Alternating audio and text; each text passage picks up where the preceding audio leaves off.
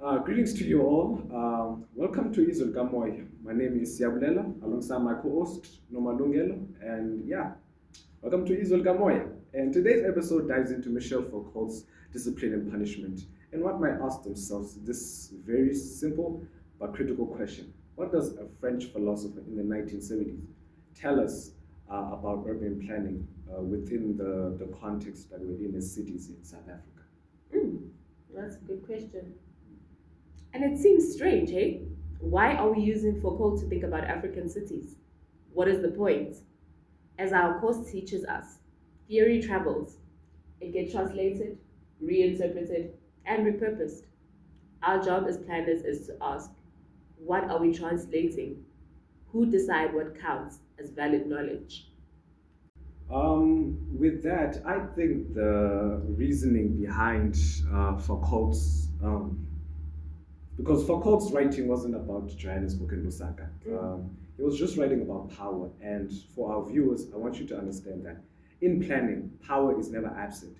It shapes land, laws, language, and life. And his work gives us a critical reflection and the tools to interrogate how spaces becomes governed, how people are disciplined, and in as well as how people being excluded within these different cities and spaces, how often without appearing to. Oh, okay. Thank you for giving our viewers that clarification. Today we use discipline and punishment as a critical lens. Not a prescription, but a provocation. What does it reveal when it's applied to the readings and ideas from our course? And just as importantly, what does it miss? So yeah. To get into that, I suggest we start off. Let's begin with the key ideas that Michel writes about: torture, punishment, discipline, panopticism, and prison. Foucault tracks a shift from a spectacular of pain to the science of control.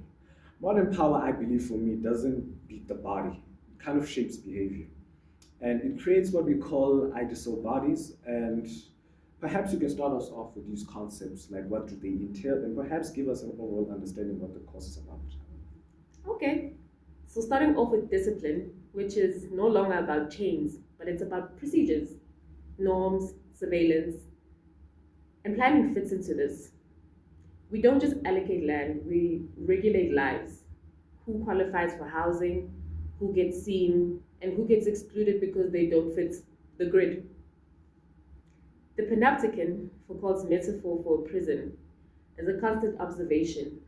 It becomes a planning metaphor too. Surveillance doesn't always mean cameras. It can be forms, databases, permits, mechanisms that sort the visible from the invisible. And finally, the prison. Foucault sees it as not a standalone space, but as a model replicated across institutions, schools, clinics, courts, and across municipalities, even planning offices become sites where power is exercised through discipline.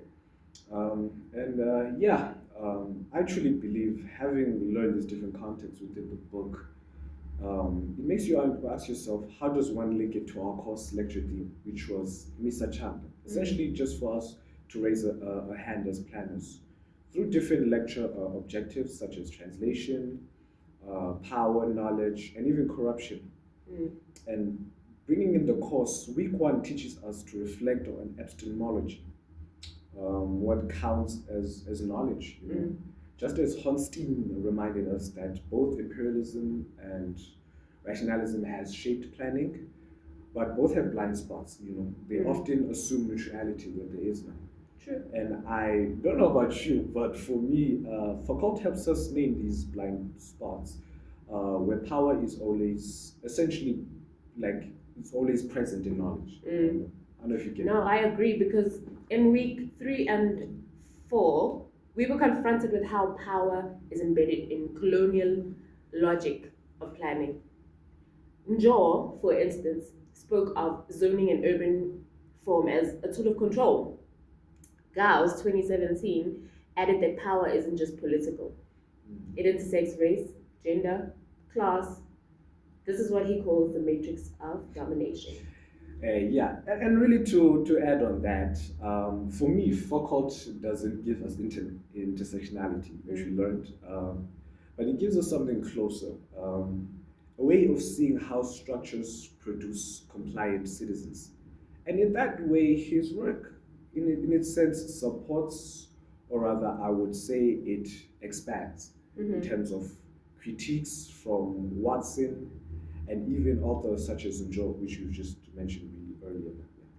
And it reminds me of the lecture in week 5, which really added another layer, and that is the role of the economy. Authors such as Ang and Gia showed how political connections distort legal systems. Sitagu exposes informal land systems in South Africa. Honestly, they both blur the line between formal and informal, and both echo between Foucault's idea that systems of discipline often mask inequality beneath bureaucracy. And that's really interesting, having learned these different planning theories and whatnot. Having spoken about power and designing structures and systems, as a planner, I often ask myself the role of agency in which planners play in these dilemmas. Because in week 6, if not 7, we were asked, what is agency? And it led to the conclusion where it is argued that planners don't just operate systems, they navigate contradictions, they make choices and reveal what happens behind, you could say, transparent doors. And that's very Foucauldian, because power doesn't just constrain, rather it helps create subjects. I don't know if you get what I mean. Yeah. And I think we need to ask ourselves is, are we planners or are we technicians of discipline? Are we empowering communities or are we creating more legible bodies for bureaucratic control? Yeah, I don't know. With that statement, and as a planner and also as a person who believes in Ubuntu, that's a very strong thing to ask. And to answer that really kind of, for me, requires a really Foucauldian lens, because Foucault doesn't really tell us what to do, but however, he helps us to notice things. And that is powerful. It gives us a language to describe the violence that doesn't look like violence. For instance, the waiting lists, like the exclusion and the zoning by class, But we also have to ask, where does Foucault fall short? He doesn't censor race. He doesn't acknowledge indigenous knowledge. He doesn't deal with land. That's where our course in our context must go further. We translate theory into practice by being critical translators. Translate theory into practice by being critical translators. Those are heavy critical questions, man. Right? Yes. I'm sorry to the viewers. And that gives perhaps you viewers, perhaps you can write your responses to such questions, perhaps in our description box, and perhaps comment. So that was a start us off in terms of this podcast and segment. And to end us off, on our next episode, we're going to move from the concept to the cases. The breaking new ground housing policy. And how does that discipline space, and who benefits, and often who disappears. And we'll trace how BNG governs by care and by control, essentially. So to all our viewers, this is Israel Kamoya. And where critically breeds and possibility begins. Thank you. Thank you for watching. Bye. Sharp.